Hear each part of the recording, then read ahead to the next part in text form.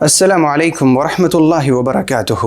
حضرت ابو سلیمان دارانی فرماتے ہیں کہ بہت سی بار ایسا ہوا میں نے قرآن پاک کھولا، کوئی آیت دیکھی، پھر ایسا ہوا کہ میں 4 دنوں اور راتوں تک اس ایک آیت میں غور کرتا رہا اور اس آیت سے آگے نہ بڑھ سکا۔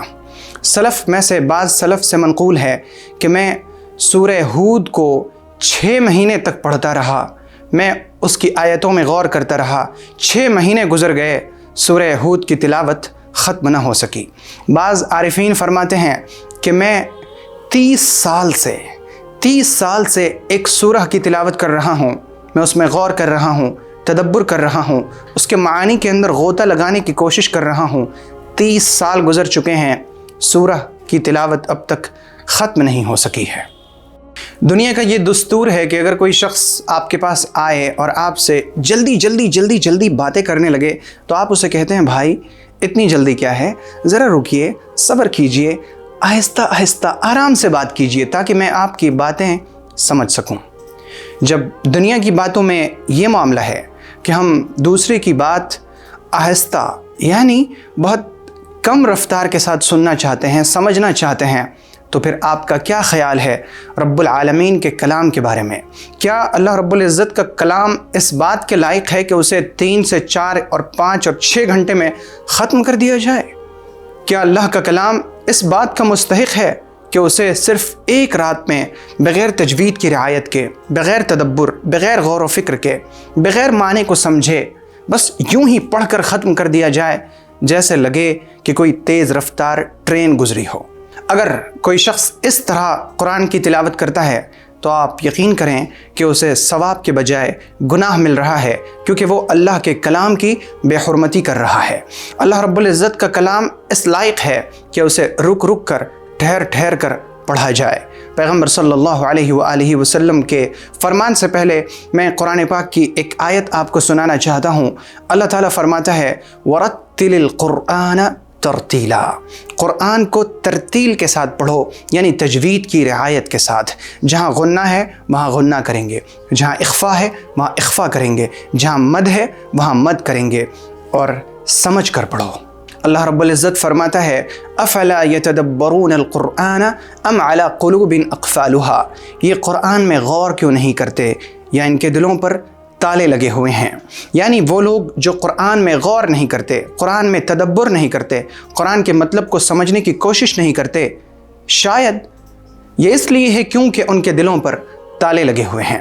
ضرورت اس چیز کی ہے کہ ہم اپنے دلوں کے اوپر سے تالے کو ہٹا دیں تاکہ اللہ کے کلام کو سمجھ سکیں۔ پیغمبر صلی اللہ علیہ وآلہ وسلم نے فرمایا کہ صاحب قرآن سے قیامت کے دن کہا جائے گا اقرأ وارتقی ورتل کما کنت ترتل فی الدنیا، پڑھتا جا، جنت کی سیڑھیوں پر چڑھتا جا، اور ایسا ہی رک کر، ٹھہر کر پڑھ جیسا کہ تو دنیا میں ٹھہر کر پڑھا کرتا تھا۔ اب ذرا غور کیجئے کہ اگر کوئی شخص اس دنیا کی زندگی میں جلدی قرآن کو پڑھتا ہے اور اس کا مقصد یہ ہے کہ میں 1 ختم کر لوں، 2 ختم کر لوں، 3 ختم کر لوں، تو اس سے قیامت کے دن کیا کہا جائے گا کہ تو ایسے ہی پڑھ جیسے دنیا میں تیز پڑھتا تھا؟ ہرگز نہیں۔ قرآن کو ٹھہر کر پڑھنا، رک کر پڑھنا فرض ہے۔ قرآن پڑھنے میں اہم یہ ہے کہ ہم کم پڑھیں لیکن سمجھ کر پڑھیں، اور اگر سمجھ کر کسی وجہ سے نہیں پڑھ سکتے تو کم از کم رک کر، ٹھہر کر، تجوید کی رعایت کرتے ہوئے، یہ سوچ کر کہ یہ میرے رب کا کلام ہے، یہ میرے رب کا کلام ہے، یہ سوچ کر ہم پڑھیں۔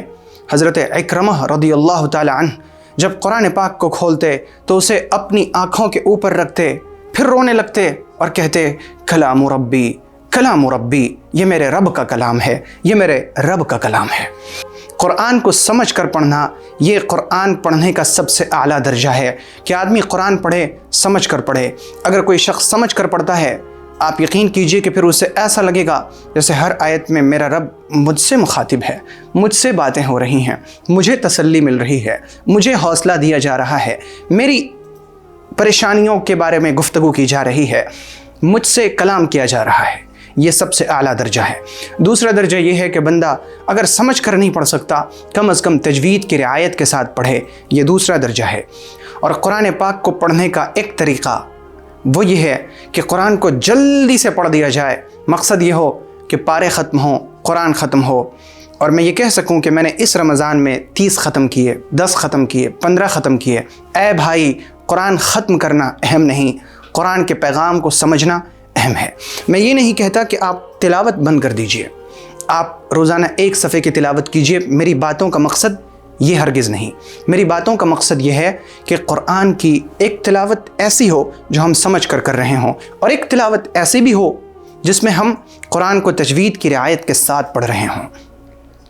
بعض عارفین فرمایا کرتے تھے کہ میں ہر جمعہ قرآن ختم کرتا ہوں، وہ میرا الگ ختم کرنا ہے، پھر میں ہر مہینے ایک ختم کرتا ہوں، وہ ختم کرنا الگ ہے، اور میں 1 سال میں ایک ختم کرتا ہوں، وہ ختم کرنا الگ ہے۔ یعنی ہر جمعہ، ہر ہفتے ایک ختم کرنا بغیر سمجھے، پھر 1 مہینے میں ایک ختم کرنا تھوڑا بہت سمجھے، پھر 1 سال میں ایک ختم کرنا، یعنی بہت زیادہ غور اور فکر کے ساتھ۔ قرآن کے ساتھ ہمارا معاملہ بھی ایسا ہی ہو کہ رمضان المبارک میں جہاں ہم قرآن کی تلاوت کریں یہ ایک ختم ہو، لیکن دوسری طرح ختم اس طرح بھی ہو کہ ہم قرآن کو ترجمے کے ساتھ، تفسیر کے ساتھ پڑھنے کی کوشش کریں۔